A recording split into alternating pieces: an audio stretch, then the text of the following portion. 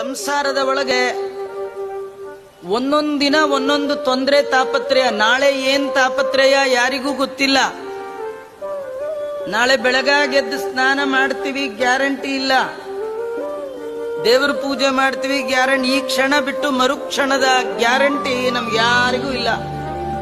ಕೃಷ್ಣಾಮೃತ ಮಹಾರಣವದಲ್ಲಿ ಆಚಾರ್ಯರು ಅದೇ ಮಾತನ್ನ ತಿಳಿಸ್ತಾ, ನಾವು ಬದುಕಿದ ಎಲ್ಲ ಕ್ಷಣಗಳು, ಎಲ್ಲ ದಿನಗಳು, ಎಲ್ಲ ಗಂಟೆಗಳು ಸಾರ್ಥಕ ಅಲ್ಲ. ಯಾವ ಕಾಲ ನಿಮ್ಮ ಮನಸ್ಸು ಭಗವಂತನಲ್ಲಿ ಸನ್ನಿಹಿತ ಆಗತ್ತೆ, ಎಷ್ಟು ಕಾಲ ಭಗವಂತನ ಮುಟ್ಟಿ ಪೂಜೆ ಮಾಡಿದ್ದೀರಿ, ಎಷ್ಟು ಕಾಲ ಅವನ ಕಥೆ ಕೇಳಿದ್ದೀರಿ, ಅವು ಮಾತ್ರ ಸಾರ್ಥಕವಾದ ಕಾಲಗಳು. ಇವತ್ತು ನಾ ಸ್ನಾನ ಮಾಡಿದೆ, ಬೆಳಗಾಗೆದ್ದು ಭಗವಂತ ಅವನ ಅನುಗ್ರಹದಿಂದ ತುಳಸಿ ತಂದು ದೇವರಿಗೆ ಹಾಕಿ ಪೂಜೆ ಮಾಡಿದೆ ಅಂದ್ರೆ ಸಾರ್ಥಕ ಆಯಿತು. ಸಂತೋಷ ಪಡಬೇಕು. ದೇವರು ಕೊಟ್ಟು ಸೌಭಾಗ್ಯ ಅಂತ ತಿಳ್ಕೊಳ್ಬೇಕು.